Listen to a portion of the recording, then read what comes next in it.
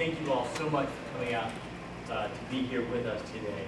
It is so nice to have such a big audience to talk about American.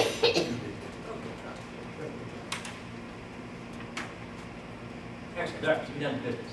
So as Emily said, I have been leading this project, Finding the Maryland 400, since 2013. It's a project that we do at the Archives as part of our goal of not just maintaining and preserving the records, providing access to the public, but using them to look for the stories about Maryland's people, and then doing what we can to take those stories and share them with everybody so we can learn. This is a project that we have been doing in collaboration with the Maryland Society of the Sons of the American Revolution. We've been really grateful to them for all of their really generous support in helping us move along. The Battle of Brooklyn was fought on August 27, 1776. The anniversary was on Monday. So actually, as we go through, we talk a little bit about the history of the battle. You'll see we start hitting some dates that are this week. So I think today is the day of the retreat back in Manhattan. We'll get into that. The Battle of Brooklyn, sometimes called the Battle of Long Island, it's the first major battle of the American Revolution. It's actually the largest battle of the American Revolution. It's the biggest, the most soldiers involved in the whole war. And it is a monumental American defeat. The Continental Army allowed itself to be surrounded and outflanked and almost entirely destroyed. It was only through the actions of a group of soldiers, mostly men from Maryland, but a few from Delaware and Pennsylvania as well, who stopped and made a stand, we now call the Maryland 400. They held the British off for long enough that the rest of the Continental Army could escape.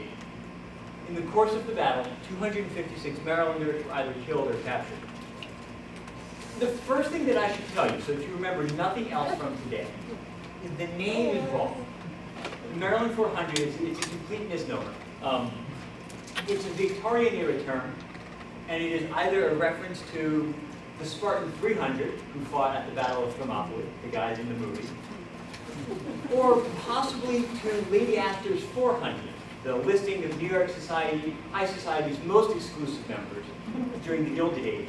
At the very least, the reference to the New York 400 was at least part of it, because the two terms come into use at almost exactly the same time. In actuality, there were somewhere between 900 and 1,000 soldiers from Maryland at the Battle of Brooklyn. We don't know everybody's names. There are gaps in the records, there are missing muster rolls, and things like that. But with the records that we do have, the enlistment records that survived, veterans' pensions, pay records, miscellaneous bits of correspondence, we have compiled the names of over 850 of the men. They are all listed on our website, on the interactive roster that we have. We have handouts on your chairs if you want to find your way to the website. You click up on the one for roster or the one for biographies.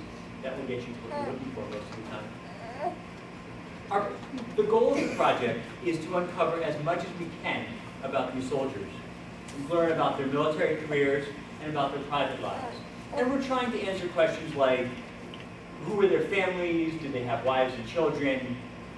Did they have trades? Were they farmers? And we try to look at them in terms of larger trends in American history. So how did these soldiers deal in the 1780s and 90s when the economy collapses? How many of them ended up moving west to Kentucky or Ohio in search of land? At this point, we have written biographies of nearly 700 of them. They are all available on our website. We're working our way towards the end, and we should be on target to finish sometime early next year, although it's always a little iffy to figure out exactly when something like that's going to happen. So we'll start, here we are, July 1776. William Smallwood's regiment, the 1st Maryland Regiment, marching out of Annapolis. This picture is completely fabricated. Nothing of that event is actually depicted here. These guys are on their familiar blue uniforms, which they need to use for another year.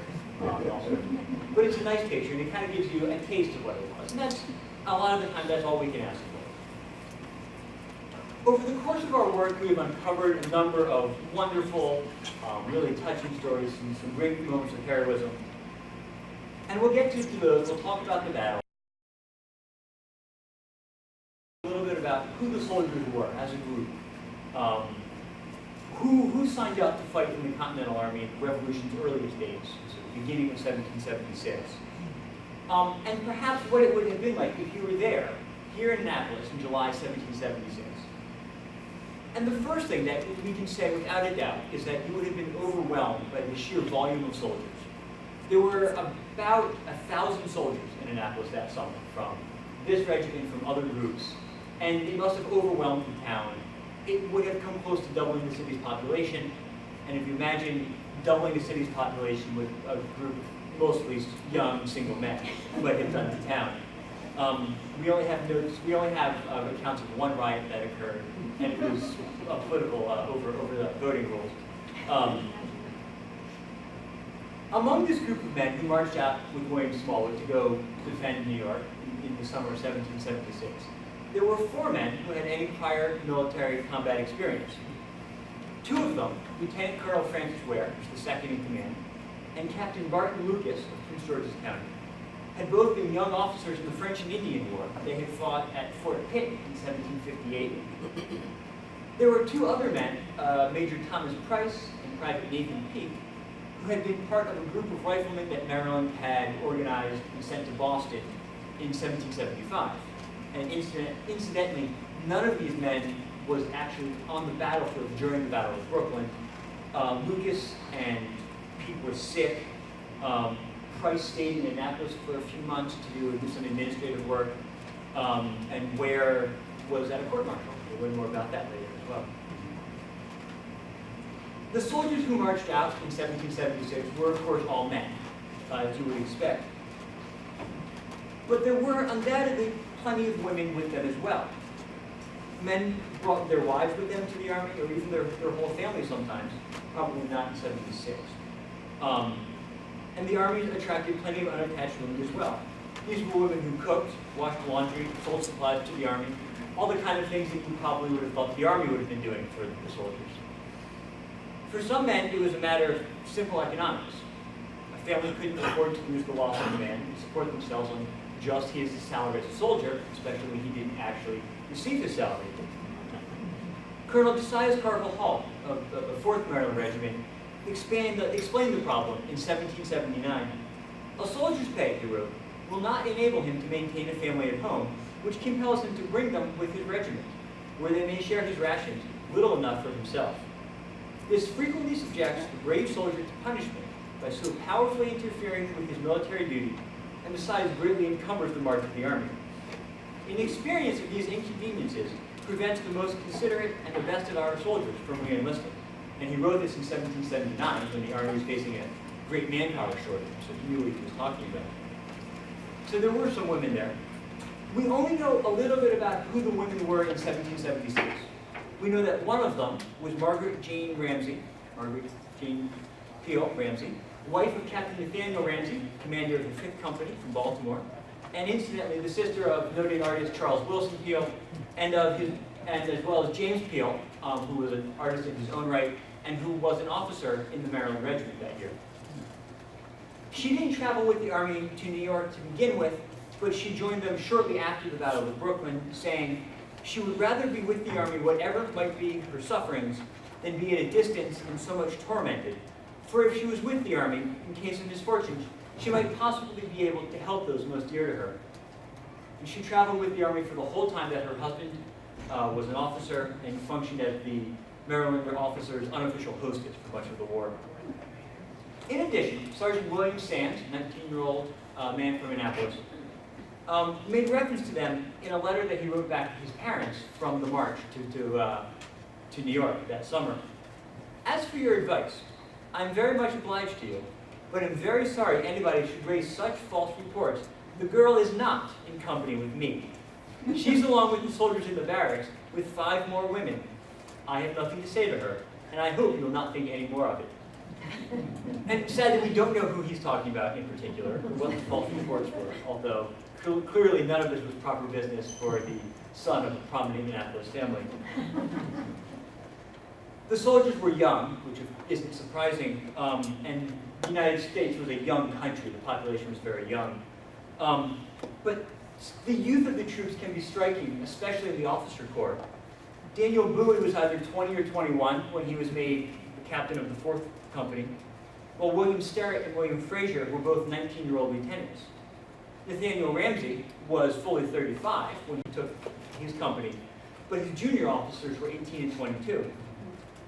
And I think what's most telling is that in a number of situations, the captain who's older, Bart Lucas was in his 50s, wasn't always able to lead the company. So William Sterrett is 19, and he actually led his company at the Battle of Brooklyn because his captain was sick.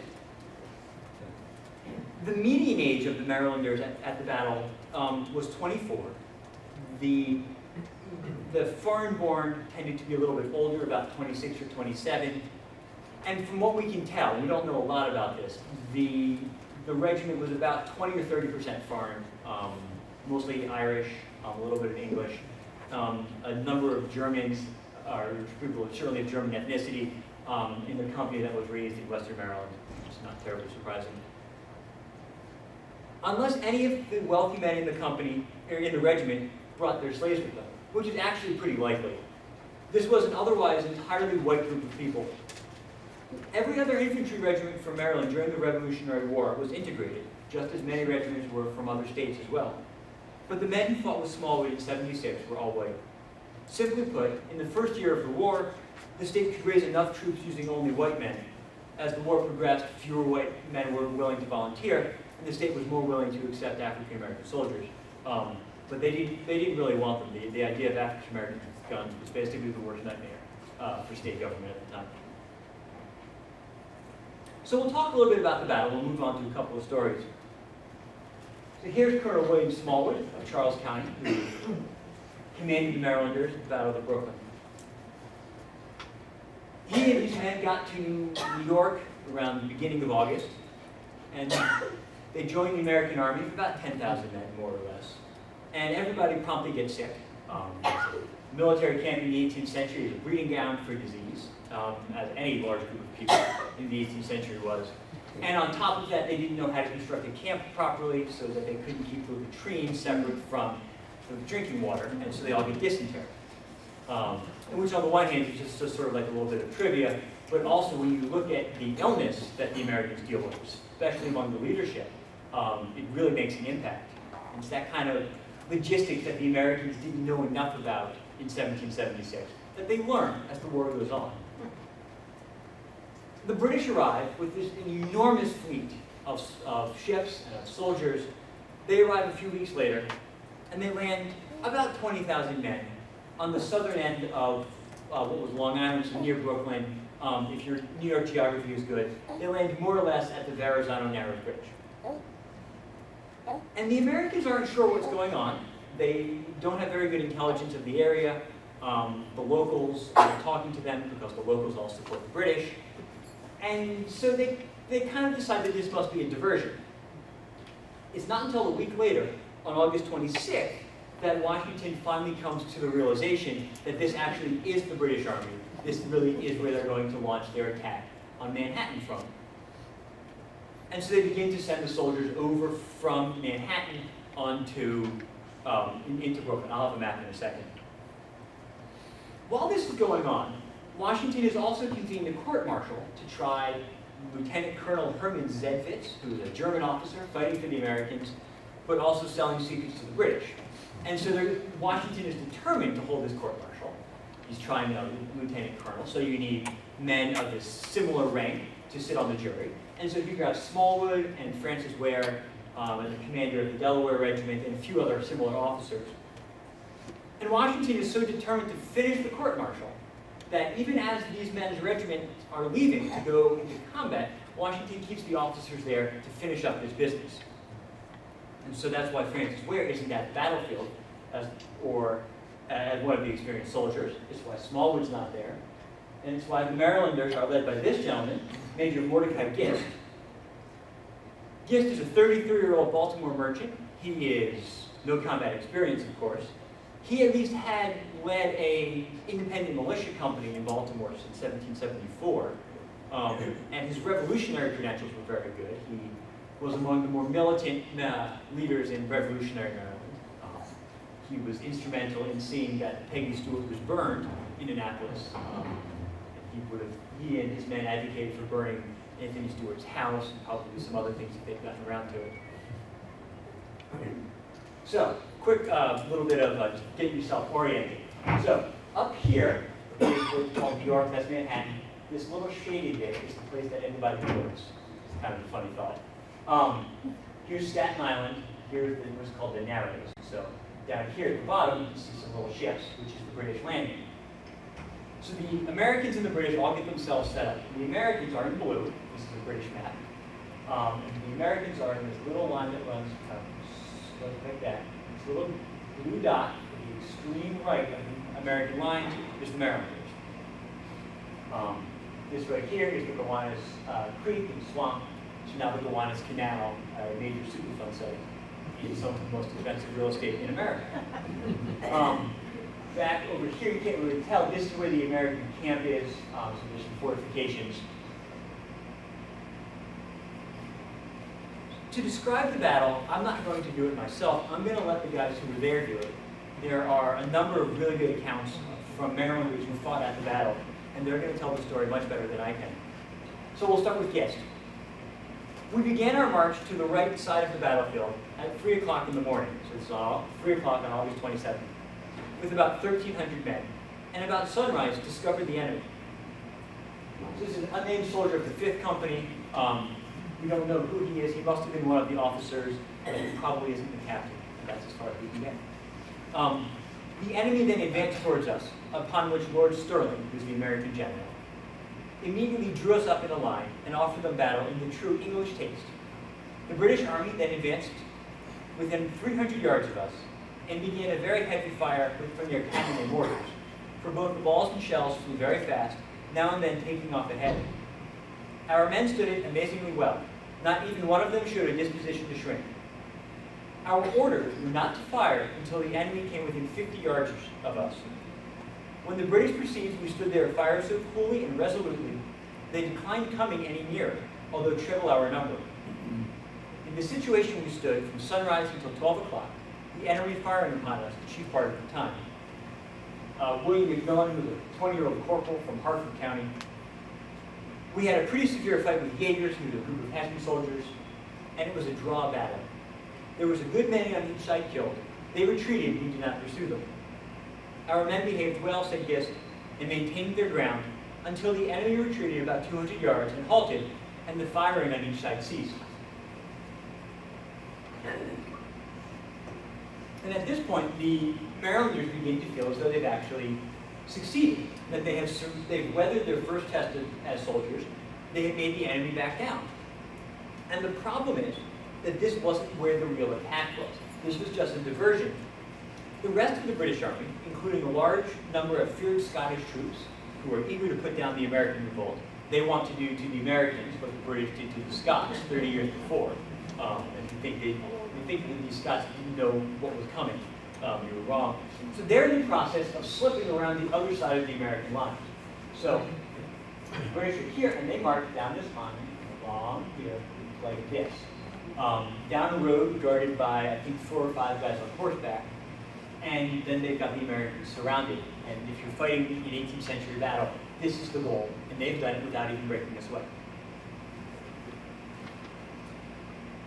The main body of their army, by a route we never dreamed of, had entirely surrounded us and scattered all of our men, except for the Maryland and Delaware battalions. As McMillan said, we were surrounded by Hielanders on one side, Hessians on the other. Hielanders. Being thus surrounded, said Gist, and with no probability of reinforcement, his lordship ordered me to retreat with the remaining part of our men and force our way back to our camp. So the goal is to get back to the fortified American lines where there will at least be some moment of safety. So they are going to follow down this road here, and then here is where the camp is. That's where they're trying to get to. We were ordered to attempt a retreat by fighting our way through the enemy, who nearly filled every field and road between us and our lines. We had not retreated a quarter of a mile before we were fired upon by the advanced party of the enemy, while those upon our rear were playing on us with their artillery. Our men fought with more than Roman courage, and I am convinced would have stood until we were shot down to a man. We forced the advance party, which first fired upon us, to give way. By now, the court martial has been suspended, and so Smallwood and the other officers are watching the battle from the hills above it, but they can't actually get to it to reach their men. There then remains, says Smallwood, no prospect but to surrender or attempt to retreat over this Martian creek, the Gowanus Creek, where no person had ever been known to cross. We got passage down the side of a marsh, seldom before waded over, which we passed, and then swam a narrow river, all the time exposed to the fire of the enemy. Samuel Smith, who at this time is a 24-year-old captain from Baltimore, son of a prominent merchant, will go on to be a senator and congressman from Baltimore, and as a general in the War of 1812, is the one who organized and developed Baltimore's defenses, and is the reason that Baltimore didn't get taken by the British in 1840. Smith, earlier in the thing that he's written, complains that he thought the retreat was ordered too early, which he was wrong about. I took my company through a marsh, and we were stopped by the dam of a mill, so that the mill pond, where there was too deep for the men to ford. I and a sergeant swam over and got 2 slabs of wood into the water, which we ferried over all who could not swim. So here's a close-up of that map. And half the Marylanders get across, including Smith's company and the 5th Company. McMillan and the other half of the regiment can't get across because a group of British soldiers comes and fires on them, and so they kind of wander over this way. They're going to end up with that red X's, which is where they make their famous stand. As Gist says, we were then left with only 5 companies of our battalion when the enemy returned. After a warm and close engagement for near 10 minutes, our troops became so disordered we were under the necessity of retreating to a piece of woods on the right. We formed and made a second attack, but being overpowered by numbers and surrounded on all sides by at least 20,000 men, which is not quite right, but pretty close, we were pushed back in much confusion. The impracticability of forcing through such a formidable body of troops rendered it the height of rashness and imprudence to risk the lives of our remaining party in a third attempt, and it became necessary for us to endeavor to effect our escape in the best manner we could. You will sometimes see in different accounts of the battle that the Marylanders made 4 or 6 or however many numbers of charges. I don't know where those numbers come from, but Gist says 2. Gist was there, so I tend to trust him. Many of the men with Gist who couldn't manage to escape back, so Gist manages to escape, but some of the men who were there did. Many of the others were either killed or captured by the British. However, their stand holds off the British. It bottles the British up for long enough that the rest of the Americans can escape. It buys them time.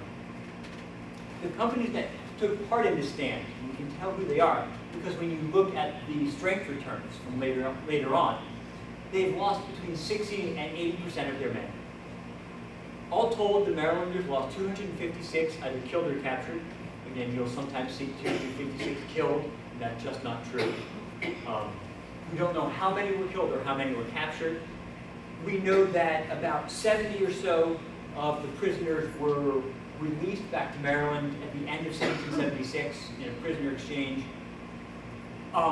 There are some estimates that about 50% of the American prisoners died in captivity during that first winter of the war. So do a little bit of basic math. Perhaps 150 or so Marylanders were captured at the battle, but we don't really know. The next day, August 28th, yesterday, there's a massive rainstorm which slows the British advance. And the British were also not eager to pursue the Americans. They were hesitant to move. And so that night, the night of August 28th, the Americans begin to withdraw back into Manhattan. So trying to stay one step ahead of the British. And it's tricky because the British have an enormous fleet, one of the biggest fleets ever assembled at that time, just waiting right off of where they're going to go. And so they do it at nightfall. Reportedly, the Marylanders are the last group back from Brooklyn into Manhattan. As the sun rises this morning, the sun rises on August 29th, not all of the Americans are back yet. They're still waiting to cross. And there they are in these rowboats, more or less, sailing across the river. The British have warships parked waiting for them. And as the sun rises, this fog has come across that is so thick the British can't see them. Which sounds like something from a movie, right? We saw that movie, we saw Dunkirk. But this is real. This is just like that. And it's just astounding. Later that day, the Americans all get back to Manhattan, but by the middle of September, they have been mostly chased off of the island. By November, they are on the run through the New Jersey countryside. The war looks like it's going to bottom out entirely. This is the flash forward view of 1776. It's not until the very end of the year at Trenton and Princeton that the Americans sort of stem the tide. By then, the Marylanders are pretty reduced in terms of the number of men who are still with the regiment. And so while there are some Marylanders at the battles of Trenton and Princeton, they capture the Hessians, there are not a lot of them left. So I'm going to take a little time to share some stories about these soldiers, a sample of the work that we've done uncovering the biographies. As I said, we have at this point close to 700 posted on our website. I'm going to share 2 of them with you today. And we'll begin with William Sewell, who was a private in the 7th Company, raised right here in Annapolis. He survived the Battle of Brooklyn, where his company took relatively light casualties. The 7th was one of the first to cross the swamp on the way back to the American lines. He survived the Battle of White Plains, fought 6 weeks later, where the Marylanders took heavy casualties, where his captain, John Day Scott, and his lieutenant, Thomas Goldsmith, were both killed. At the end of 1776, he re-enlisted for a 3-year term. As many of the men who survived that first year sign up again for another 3 years. So it's a really rather remarkable number. Over his second tour of duty, the Americans mostly fight around Philadelphia. They're trying to defend the capital there from the British. And so Sewell fights at the battles of Brandywine and Germantown, which are in the fall of 77, both terrible losses. The British captured Philadelphia that fall.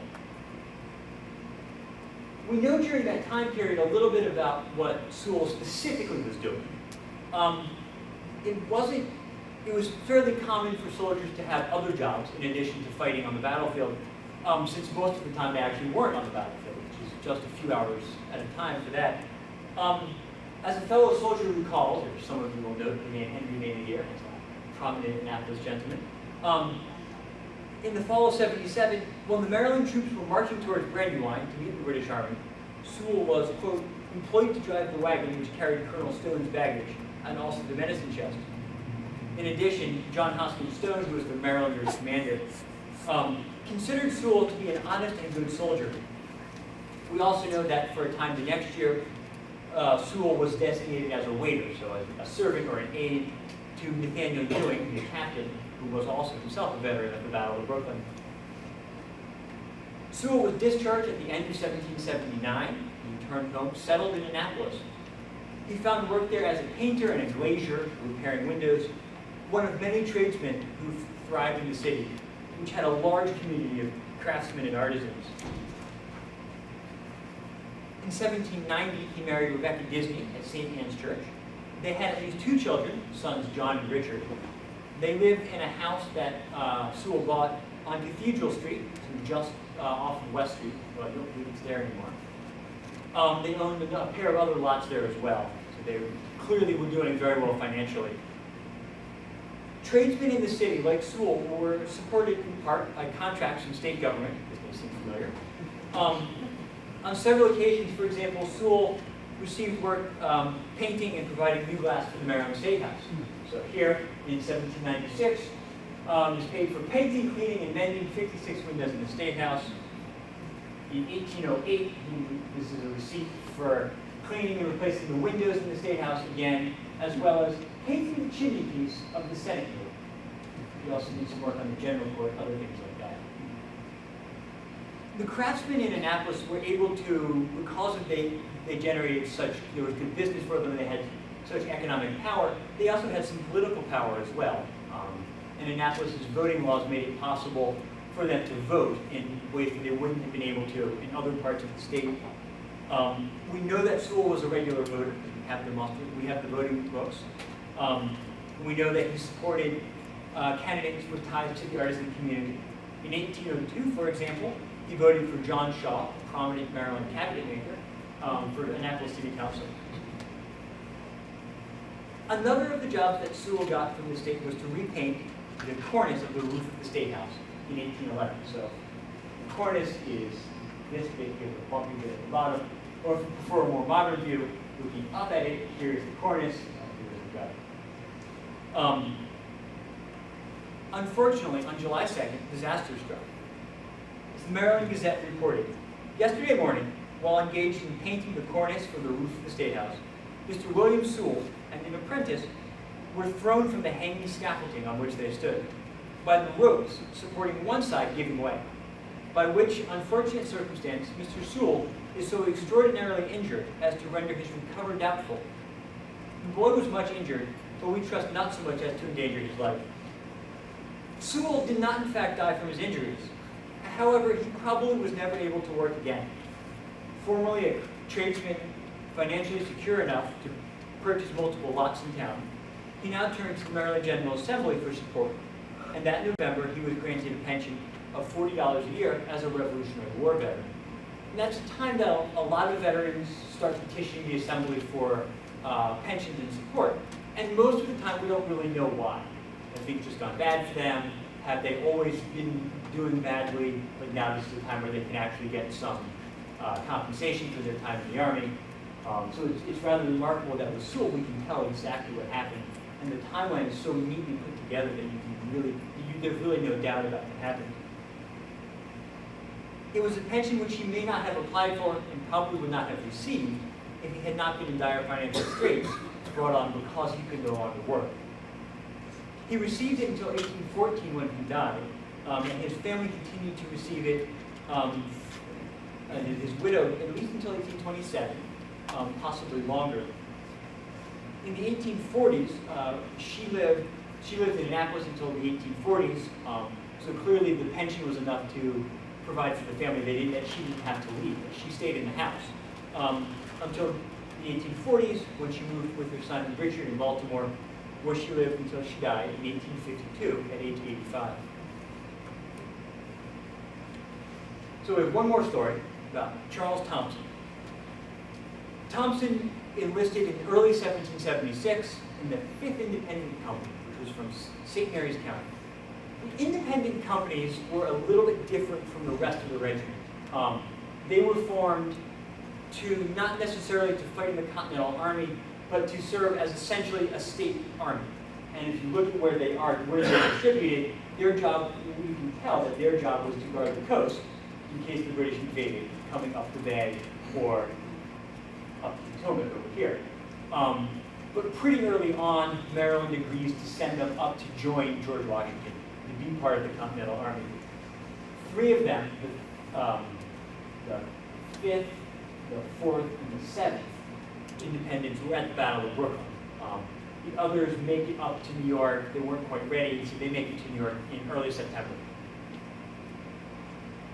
Thompson's company actually saw almost no combat at the Battle of Brooklyn. He survives Brooklyn, he survives the rest of 76.